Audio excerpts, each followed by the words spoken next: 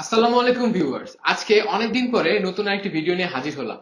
আজকে আমরা কথা বলবো 2020 নতুন সাকসেসর পোকো F2 Pro কে নিয়ে। পোকো F2 Pro বাংলাদেশ এবং ভারতের মার্কেট খুব সফলভাবে ধরতে পেরেছে। তো চলুন কথা না বাড়িয়ে আমাদের ভিডিওটি শুরু করা যাক। আজকে আমি আছি মোহাম্মদ জুবাইর হোসেন আপন, টিটফটেকের পক্ষ থেকে।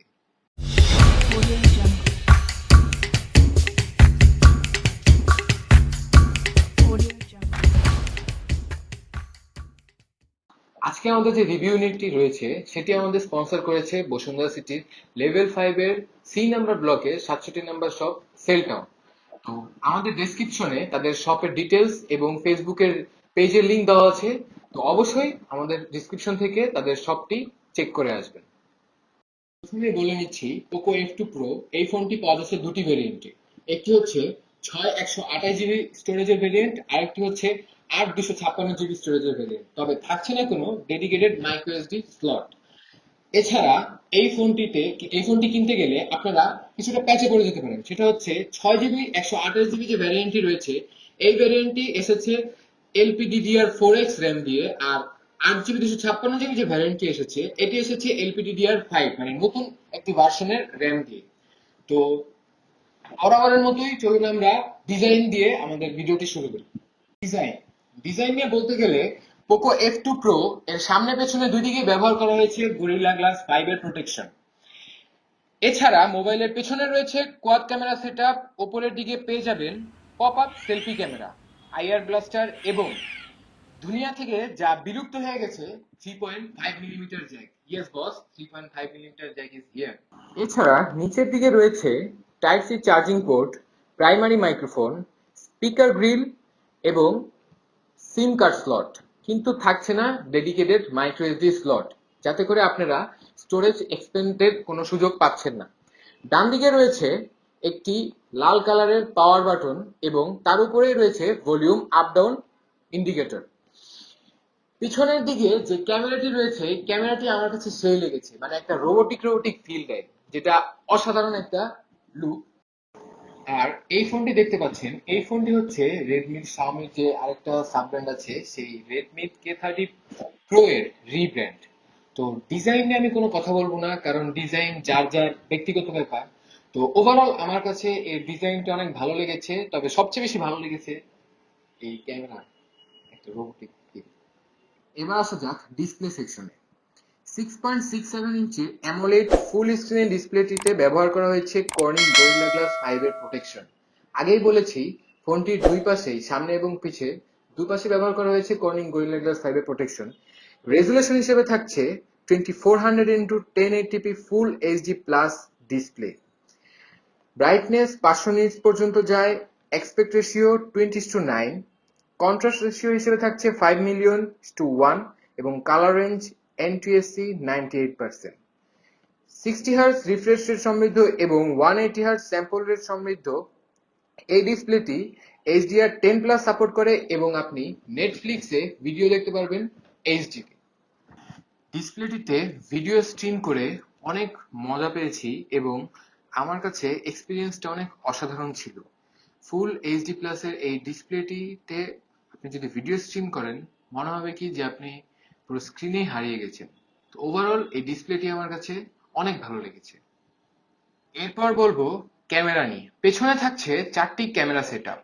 মেইন ক্যামেরা হিসেবে থাকছে 68 মেগাপিক্সেল, যা দিয়ে দিনের আলোতে যথেষ্ট পরিমাণে সুন্দর ছবি পেয়েছি। ডিটেলসের কোনো ঘাটতি পাইনি, এক কথায় পয়সা উসুল ক্যামেরা বলা যায়। লো লাইটেও পারফরমেন্স যথেষ্ট ভালো পেয়েছি।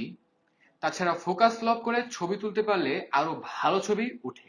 এরপর থাকছে 13 মেগাপিক্সেলের আলট্রা ওয়াইড সেন্সর, যা দিয়ে মোটামুটি ভালো পর্যায়েই আলট্রা ওয়াইডে ছবি তুলতে পেরেছি। 5 মেগাপিক্সেলের ম্যাক্রো লেন্সটি আমার দেখা সবচেয়ে ভালো একটি ম্যাক্রো ক্যামেরা। বর্তমানে ফ্ল্যাগশিপ যেসব ফোন রয়েছে তা থেকেও এই ম্যাক্রো লেন্সটিতে আমি অনেক ভালো পারফরমেন্স পেয়েছি এবং অনেক ভালো ডিটেলস পেয়েছি। আর সবশেষে থাকছে 2 মেগাপিক্সেলের ডেপথ সেন্সর, যা দিয়ে অনেক ভালো পোর্ট্রেট ছবি পাবেন, আর Xiaomi এর পোর্ট্রেট ক্যামেরা অলওয়েজই জোস হয়। এরপর আসা যাক ফ্রন্ট ক্যামেরায়। 20 মেগাপিক্সেলের ফ্রন্ট ক্যামেরা দিয়ে ভালো ছবি পাবেন, কিন্তু কেমন জানি একটু মেকআপ মেকআপ ফিল আসে, তবে ছবিগুলো দেখতে মোটামুটি ভালো লাগবে। আর যারা একটু সেলফি কনসার্ন, তাদের কাছে এই ক্যামেরা মোটামুটি অনেক ভালো একটা সার্ভিস দিবে আমার যা মনে হয়। এরপর চলে যাচ্ছি পারফরমেন্স সেকশনে। পোকো F2 Proতে ব্যবহার করা হয়েছে স্ন্যাপড্রাগনের 865 7nm চিপসেট। সিপিইউ ফ্রিকোয়েন্সি হিসেবে থাকছে অক্টাকোর প্রসেসর, জিপিইউ হিসেবে থাকছে Adreno 650, যার Antutu বেঞ্চমার্ক 5,72,847। গেম খেলার সময় তেমন কোনো সমস্যা পায়নি, স্মুথলি সব গেম রান করছিল কোনো ল্যাগ ছাড়া। পাবজি এর মতো গেম আলট্রা হাই গ্রাফিক্সে খুব সুন্দর রান করছিল। আর তেমন কোনো হিটিং ইস্যু পায়নি, কারণ এর নতুন লিকুইড কুলিং 2.0 টেকনোলজির কারণে। এছাড়া অন্যান্য গেম খেলার সময় গ্রাফিক্সের যে সুন্দর কালার রিপ্রোডাকশন, সেগুলো অনেক খুব ভালো মতে পেয়েছি। এছাড়া আমাদের হাতে যে Xiaomi Poco F2 Pro টি আছে, এটার অন্যান্য যেসব ফিচার রয়েছে বা MIUI 12 এর যে নতুন নতুন ফিচার রয়েছে, এই সম্পর্কে যদি জানতে চান তাহলে আমাদের কমেন্ট বক্সে জানান। চেষ্টা করব আমরা নতুন আরেকটি ভিডিওতে এগুলো ইন ডিটেলস আপনাদের সামনে তুলে ধরার জন্য। দেখতে দেখতে চলে এলাম ভিডিওর শেষ পর্যায়ে। আমরা দেখেছি যে পোকোর আগে যে একটি সিরিজ ছিল পোকো F1, সেটি ছিল তৎকালীন ফ্ল্যাগশিপ কিলার, এবং বর্তমানে F2 Pro এটিও বর্তমানে একটি ফ্ল্যাগশিপ কিলারই বটে। তবে এই পোকো F2 Pro তে যদি তারা 90 হার্জ ডিসপ্লে বা আইপি রেটিং দিতে পারতো, তাহলে হয়তো আমার কাছে বেশ ভালো লাগতো, বা এই ফোনটি আহ, আরো অনেকটা সবার কাছে জনপ্রিয় হতো। তবে এখনো মোটামুটি অনেক জনপ্রিয়, এবং আমার কাছে ওভারঅলি সব দিক দিয়ে ফোনটি অনেক ভালোই মনে হয়েছে। এবং বর্তমানে এই বাজেটে 37 থেকে 38 হাজার টাকা এই বাজেটের ভিতরে এই ফোনটি আমার কাছে বেস্ট।